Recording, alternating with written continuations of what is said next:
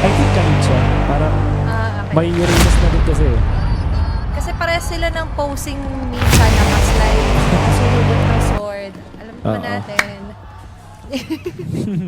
Okay, clear lang natin. Okay, Khalid yung nasa stage, although Benedetta yung nandito sa screen natin. Pero Khalid may jump, may sustain, plus yung rotation lang mas mapabilis. Kasi di ba expanding river itong game number 2 natin? Yeah. Yeah, I can see why this would work para sa side ng Team Falcons, whether it's Khalid, at syempre it's more the aggression that you can get out of it. So I'm curious kung paano to mag-work, but at the same time parang nai-gets naman natin. It can definitely work for sure. Pero tingin ko nandun ulit tayo sa Vitality, easier to execute yung kanilang composition. At the same time, Falcons, solido naman din yung nabuo nila dito. Apart from the Khalid, everything seems to be very rigid at holistic para dito sa Falcons. We're still back with this Hirara na mahirapang i-contest. At ang kagandahan pala sa Khalid is, bigla ko lang din naalala, since this is an assassin, Nolan, masaspatan niya at makakontra niya kung sakali. Oo, mas mapadali ngayon yung access para sa Team Falcons. At ngayon, access onto Eman. First Blood, Dakida. The KDA machine is doing it. Ito nga yung naging game changer talaga. Onto somehow, deny pick na nga, pero comfort pick din kasi to in a sense, old school throwback para kay Haji. Hindi man Thursday, pero binabalik niya yung KDA machine niya. Game number 1, 1v1 yon between Super Marcos, Clint at yung signature Eman Melissa, at nanalo si Super Marco. Nakita naman his opposition. And ngayong game number 2, since ang Pakito ang naturally lalamang kontra sa isang marksman na Clint, ginawa ng Falcons dito ay nagtawag ng mga tropa at naglagay ng dalawa pang additional na bodies up top to counter Eman. So anti-Eman ang diskarte ng Falcons ngayon up against Team Vitality. Kailangan talaga nilang padaliin eh. At pumabor sa kanila, ensuring the first blood. Tapos sakto pa mamaya magiging ikot nila as they roam around dito sa turtle. Mag-react for sure ang Vitality knowing na meron naman silang blue plus na L will not have a hard time onto accessing backlanes. Pero ito nga, papahirapan nila ng gusto si Eman.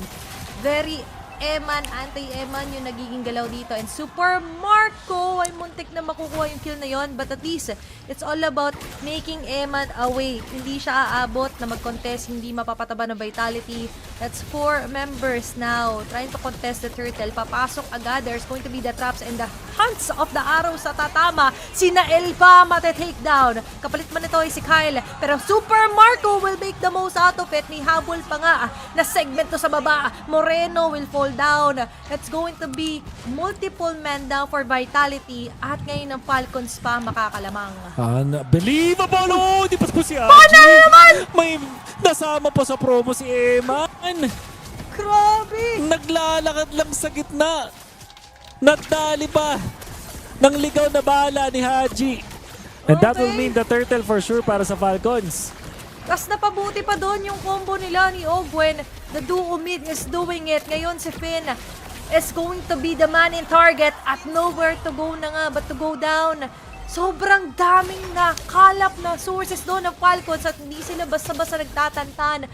The Khalid, the last pick, is somehow the cherry on top din to ensure chase down sa Vitality. Grabe, Team of Falcons. In the international stage, in the playoffs of MSC, iba ang ipinapakita. Good rotations, good drafting, and identifying kung ano nga ba yung butas na pwede nilang i-expose dito sa Vitality. I'm not saying na butas si Eman. In fact, it was quite the opposite. Eman is instrumental para sa Vitality. So what do you do if you're Falcons? Maggawa ka ng isang draft na disenyo na hindi magagawa ng paraan ni Eman na umikot. And the decision coming out from Vitality na gawin itong gold lane na Pakito, napapasama na para sa kanila. 0-2 and 0. Yep. Whereas yung katapat niya na dapat nananalo na siya is 1-0 and 1. Super Marco back-to-back games on the Clint. Super good ang kanyang nakukuha dito. Grabe kinreate nila or nahanap nila Achilles heel para sa Vitality. And that's how you maneuver onto a 5v5 centric na lineup. Yung pundasyon ngayon ay natitilt onto the side of Vitality. Meaning for Team Falcons, it's all about building strong foundation in terms of kills saka pag-hold lagi ng early game. Slap on the faces of Team Vitality. He's confident enough na hindi naman siya totally matutore down ng Vitality. And right before a turtle take, laging lamang si Marco sa linya niya. This is also giving the crab coin solely doon kay Kyle, ensuring a fastest way para tumaba ng gusto dito yung kirara ni Kyle. Yeah. And now, things are looking good. Oh, okay. Interestingly, they went on for Khalid. One quick elimination mula sa Vitality. Actually, all things considered, is good. At hindi rin sila tinatamaan ng pana. Vitality found an opening. And let's see, Falcons will retaliate. Okay, ngayon kailangan magmaniobra ng Falcons pero mukhang hindi na nila mailalaban to as Nael picks up the turtle. Gumana na si Ogwen yung una nilang tatanggalin. Walang magja-jump, walang mamumuwing sa kanila dito, Wolf eh. Exactly. The Falcons are all of a sudden in a very in precarious position. Kailangan nila maagawa ng play dito sa may top at Ipipilit ba nila? yeah. Eman able to run away. Pero makapag-push sila. So that's the thing. And big lesson yan para dito kay Ogwen. Hindi siya pwedeng ganun kalalim. And si Eman din! Ay! Nilaban niya pa rin doon, Wolf. Despite the dangers na alam niyang maraming miyembro ng Falcons na nakaabang. Nakakuha na nga ng Torre si Marco. Nakakuha pa sila ng kill out of Eman. Nakabangon at nakabounce back doon ng Falcons. At mukhang double turret pa yung makukuha nila. That's 2. Buy one, take one. 2 in a row para sa Falcons. Flap will be the sacrifice. Naghahanap na lang ng somewhat of a trade ng Vitality onto the body of Flap. Yeah. And Kyle already picks up the Hunter Strike because of those push. Extra objectives na nakuha nila. At Nael nga lang makakuha ng magandang split push dito sa may bottom lane. Purple buff soon has to be taken by Team Falcons. Hindi pa ganun kalaki yung lamang dito ng Falcons but significant enough.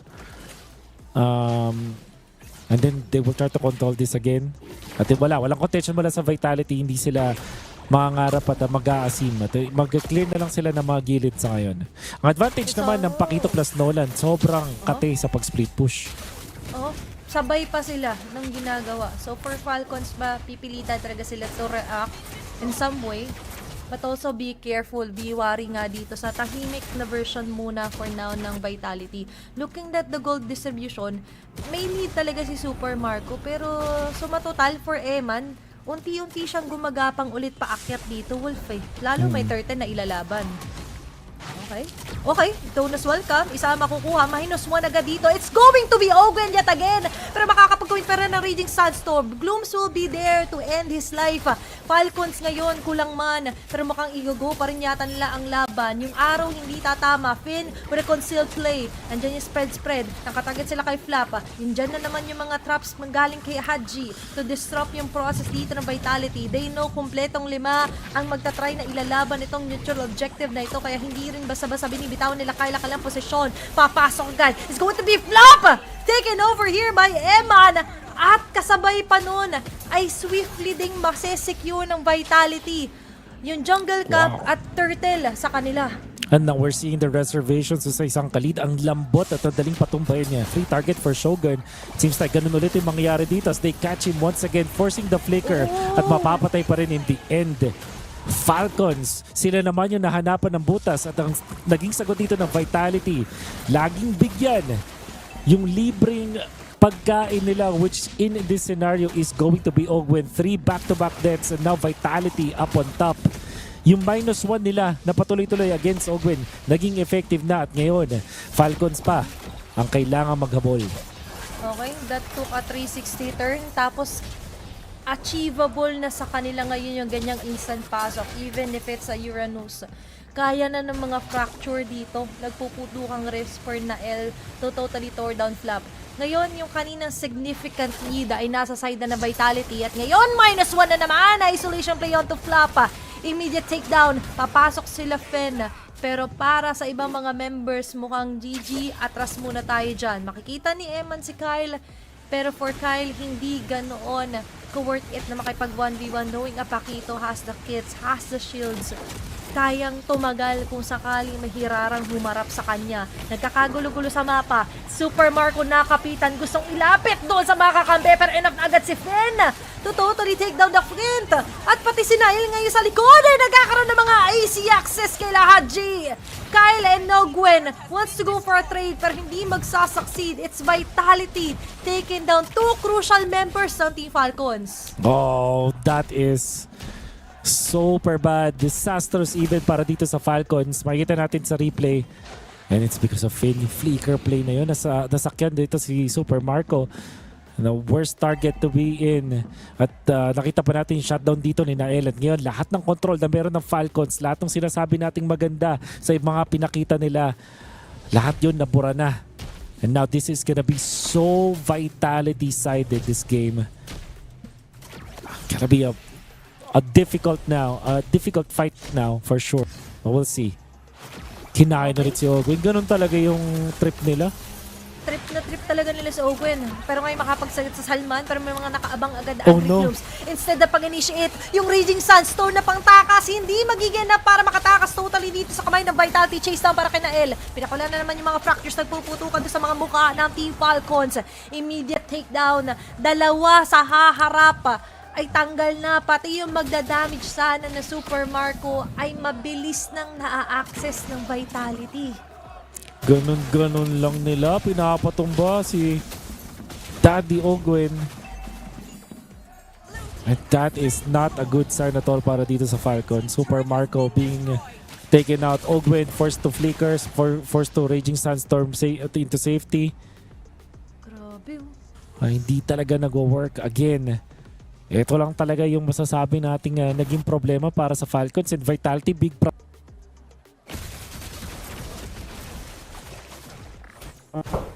ng side ng Team Falcons. I-target mo lang yung specific hero na nagiging cornerstone ng Team Falcons.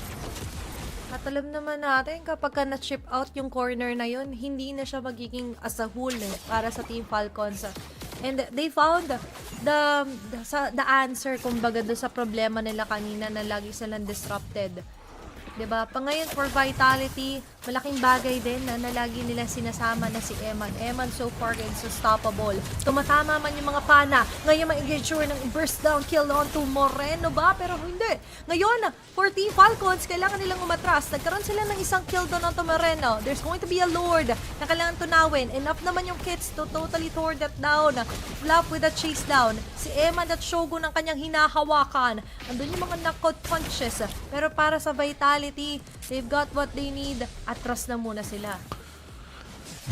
Gonna be super content sa mga pangyayari na to on their side. Falcons are now in a big disadvantage dahil mawawalan sila ng control. Unless of course mag-lock item na to Super Marco. Yan. Makakuha tayo ng item. And of course when Haji hits yung kanyang mga pana. Kasi so far, commendable yung mga pagbasa ng Vitality. Pero commendable din naman yung pag-ilag nila dun sa mga pana ni Haji. Kung reason why they still stuck with this Barats.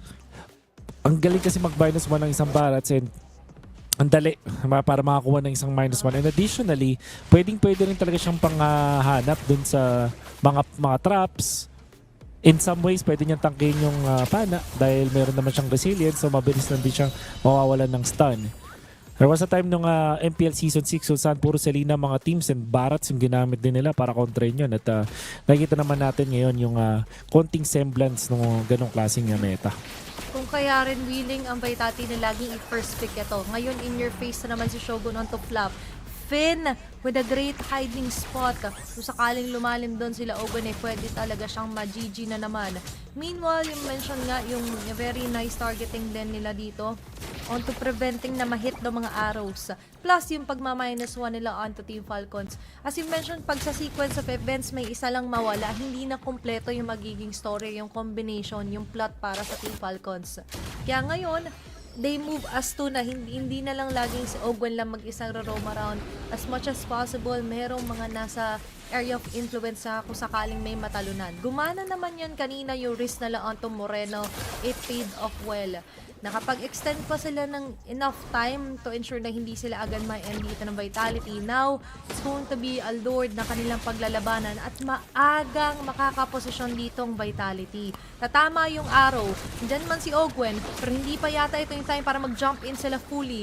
Merong hirara ni Kyle sa likod na nag-aabang. It's going to be Eman na matatarget niya. Pero may shield, napakakunat din talaga ng pakito ni Eman.